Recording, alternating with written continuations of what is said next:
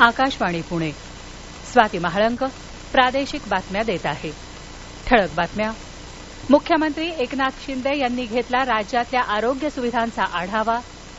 महाबळेश्वर आंतरराष्ट्रीय पर्यटन केंद्र म्हणून नावारूपाला यावं, केंद्रीय मंत्री किरेन रिजिजू यांची अपेक्षा. विश्वकर्मा योजनेचा लाभ घेऊन उद्योजक व्हावं, केंद्रीय मंत्री नारायण राणे यांचं कारागिरांना आवाहन. आणि आशियाई क्रीडा स्पर्धेत भारताची काल 3 सुवर्णपदकांची कमाई. आता सविस्तर बातम्या. नांदेड आणि छत्रपती संभाजीनगरच्या शासकीय रुग्णालयांमध्ये झालेल्या मृत्यू प्रकरणाच्या चौकशीसाठी राज्यस्तरीय समिती नेमण्यात आली असून दोषींवर कडक कारवाई केली जाईल असं मुख्यमंत्री एकनाथ शिंदे यांनी म्हटलं आहे. शिंदे यांनी काल राज्यातल्या सर्व जिल्हाधिकाऱ्यांशी दूरदृश्य प्रणालीद्वारे संवाद साधला आणि राज्यातल्या आरोग्य सुविधांचा आढावा घेतला. त्यावेळी ते बोलत होते. जिल्हाधिकाऱ्यांनी आपापल्या जिल्ह्यातल्या शासकीय, महापालिका आणि नगरपालिका रुग्णालयांना, प्राथमिक आरोग्य केंद्रांना आणि वैद्यकीय महाविद्यालयाच्या अखत्यारीतल्या रुग्णालयांना तात्काळ भेट देऊन पाहणी करावी आणि सद्यस्थितीचा अहवाल सादर करावा असे आदेशही मुख्यमंत्र्यांनी दिले आहेत. आरोग्य व्यवस्थेच्या बळकटीकरणासाठी अल्पकालीन आणि दीर्घकालीन आराखडा तयार करण्याचं काम राज्य सरकार करत असून त्याची अंमलबजावणी करण्यासाठी निधी कमी पडू देणार नाही अशी ग्वाहीही मुख्यमंत्र्यांनी दिली. नांदेड शासकीय रुग्णालयात मृत्यू झालेल्यांची संख्या आता 41 वर पोहोचली आहे. त्यामध्ये 22 बालकांचा समावेश आहे. या प्रकरणी डॉक्टर शंकरराव चव्हाण शासकीय वैद्यकीय महाविद्यालय आणि रुग्णालयाचे अधिष्ठाता डॉक्टर SR वाकोडे यांच्यासह बालरोग विभागातल्या डॉक्टरांवर सदोष मनुष्यवधाचा गुन्हा दाखल करण्यात आला आहे. विधानसभेतले विरोधी पक्षनेते विजय वडेट्टीवार यांनी काल काँग्रेसच्या शिष्टमंडळासह राज्यपाल रमेश बैस यांची भेट घेतली आणि त्यांना विविध मागण्यांचं निवेदन सादर केलं. राज्यातल्या शासकीय रुग्णालयांमध्ये झालेल्या मृत्यूंसंदर्भात निवृत्त न्यायाधीशांच्या अध्यक्षतेखाली चौकशी समितीची नेमणूक करावी आणि प्रत्येक मृत व्यक्तीच्या कुटुंबियांना प्रत्येकी 10 लाख रुपयांची मदत करावी अशी मागणी त्यांनी केली आहे. राज्यातील दुष्काळी परिस्थिती, शासन सेवेतली पदं कंत्राटी स्वरूपात भरण्याचा शासन निर्णय यासह विविध विषयांवर चर्चा करण्यासाठी विधिमंडळाचं 2 दिवसांचं विशेष अधिवेशन बोलवावं अशी विनंतीही वडेट्टीवार यांनी केली आहे. आगामी काळात अत्याधुनिक तंत्रज्ञानाच्या सहाय्यानं ढगफुटी आणि भूकंपासारख्या नैसर्गिक आपत्तीची पूर्वसूचना देणं शक्य होईल आणि त्यामुळे संभाव्य नुकसानही टाळता येईल असा विश्वास केंद्रीय पृथ्वी विज्ञान मंत्री किरेन रिजिजू यांनी काल महाबळेश्वर इथं व्यक्त केला. त्यासाठी स्वदेशी बनावटीची डॉपलर रडार यंत्रणा तयार केली जात असल्याचंही ते म्हणाले. महाबळेश्वर इथल्या अतिउंचावरील मेघ भौतिकशास्त्र प्रयोगशाळेला भेट देऊन पाहणी केल्यानंतर रिजिजू यांनी पत्रकारांशी संवाद साधला. हवामान क्षेत्रातल्या अत्याधुनिक संशोधनाचा आणि त्यातून दिल्या जाणाऱ्या अचूक अंदाजाचा फायदा देशभरातल्या शेतकरी आणि मच्छीमारांना होत असून गेल्या 9 वर्षात या क्षेत्रात भारतानं दमदार कामगिरी केल्याचं ते म्हणाले. महाबळेश्वर आंतरराष्ट्रीय पर्यटन केंद्र म्हणून नावारूपाला यावं अशी अपेक्षाही त्यांनी व्यक्त केली. त्यांच्या या दौऱ्याबाबतची अधिक माहिती ऐकूया आमच्या प्रतिनिधीकडून.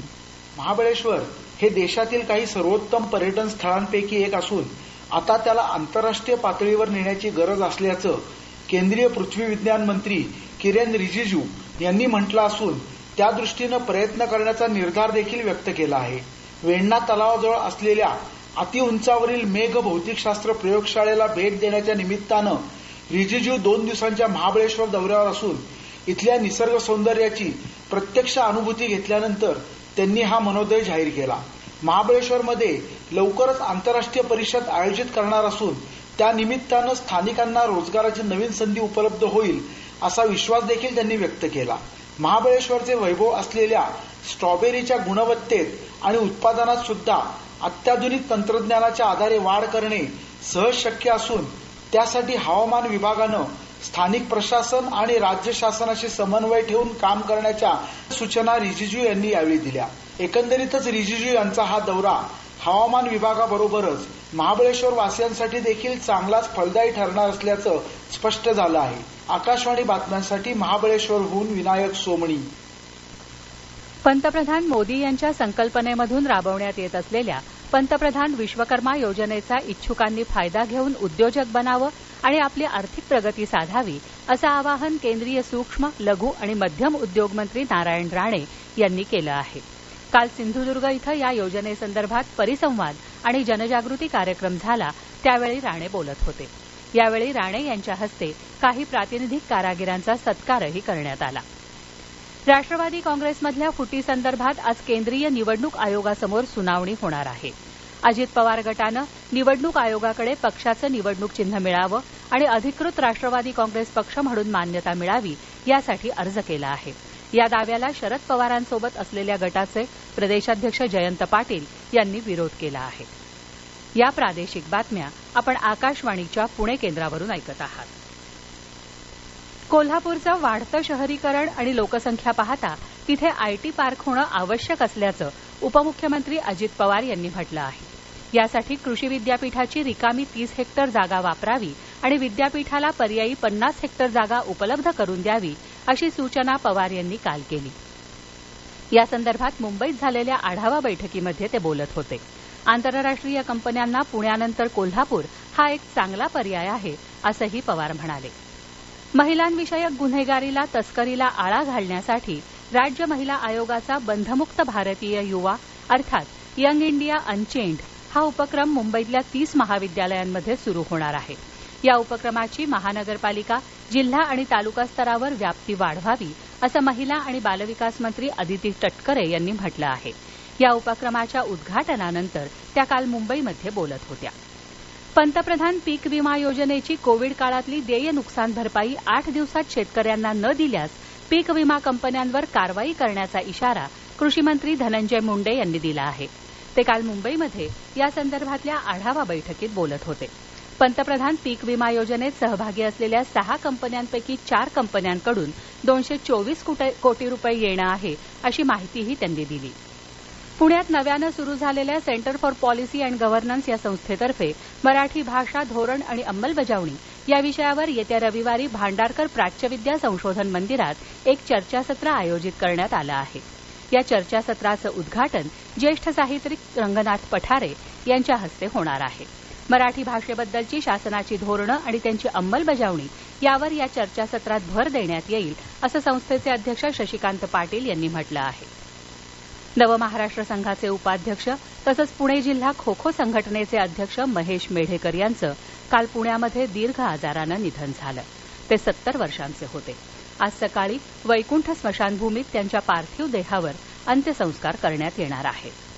जळगाव इथले कामगार नेते आणि माजी नगरसेवक विजय पंडितराव कोल्हे यांचं काल अल्पशा आजारानं निधन झालं.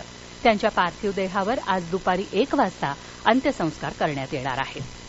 अहमदनगर जिल्ह्यातल्या खर्डा इथं काल 3 शाळकरी मुलांचा तलावात बुडून मृत्यू झाला. ही 3 भावंडं आपल्या आईवडिलांना कपडे धुवायला मदत करण्यासाठी तलावावर गेली होती. बीड जिल्ह्यातल्या अंबेजोगाई तालुक्यातही तळ्यावर कपडे धुण्यासाठी गेलेल्या 2 भावंडांचा काल पाण्यात बुडून मृत्यू झाला. आता क्रीडावृत्त. विश्वचषक क्रिकेट स्पर्धेतल्या इंग्लंड आणि न्यूझीलंड यांच्यातल्या सलामीच्या सामन्यात न्यूझीलंडनं इंग्लंडवर 9 गडी राखून मात केली. अहमदाबादच्या नरेंद्र मोदी क्रिकेट मैदानावर झालेल्या या सामन्यात न्यूझीलंडनं नाणेफेक जिंकून प्रथम क्षेत्ररक्षण करण्याचा निर्णय घेतला. इंग्लंडनं दिलेलं 283 धावांचं लक्ष्य न्यूझीलंडनं 37व्या षटकातच पूर्ण केलं. चीनमध्ये सुरू असलेल्या आशियाई क्रीडा स्पर्धांमध्ये काल तिरंदाजीच्या सांघिक प्रकारात भारताच्या ओजस देवतळे, प्रथमेश जावकर आणि अभिषेक शर्मा यांच्या चमूनं कोरियाच्या संघाचा 235 विरुद्ध 230 असा पराभव करून सुवर्णपदक पटकावलं. ज्योती सुरेखा वेण्णम, प्रणीत कौर आणि अदिती गोपीचंद यांच्या महिला संघानंही तिरंदाजीत सुवर्णपदक मिळवलं. स्क्वॉशमध्ये मिश्र गटात दीपिका पल्लिकल आणि हरिंदर संधू यांच्या जोडीनं मलेशियाच्या जोडीचा 2-0 असा पराभव करून सुवर्णपदकाला गवसणी घातली. या स्पर्धेत आतापर्यंत 21 सुवर्ण, 32 रौप्य आणि 33 कांस्य पदकासह 86 पदकं जिंकून भारत पदक तालिकेत 4थ्या स्थानावर आहे. हवामान. येत्या 24 तासात कोकणात तुरळक ठिकाणी पावसाची शक्यता असून राज्याच्या उर्वरित भागात हवामान कोरडं राहील असा हवामान विभागाचा अंदाज आहे. शेवटी पुन्हा एकदा ठळक बातम्या. मुख्यमंत्री एकनाथ शिंदे यांनी घेतला राज्यातल्या आरोग्य सुविधांचा आढावा. महाबळेश्वर आंतरराष्ट्रीय पर्यटन केंद्र म्हणून नावारूपाला यावं, केंद्रीय मंत्री किरेन रिजिजू यांची अपेक्षा. विश्वकर्मा योजनेचा लाभ घेऊन उद्योजक व्हावं, केंद्रीय मंत्री नारायण राणे यांचं कारागिरांना आवाहन. आणि आशियाई क्रीडा स्पर्धेत भारताची काल 3 सुवर्णपदकांची कमाई. आकाशवाणी पुणे केंद्रावरचं प्रादेशिक बातमीपत्र संपलं. नमस्कार.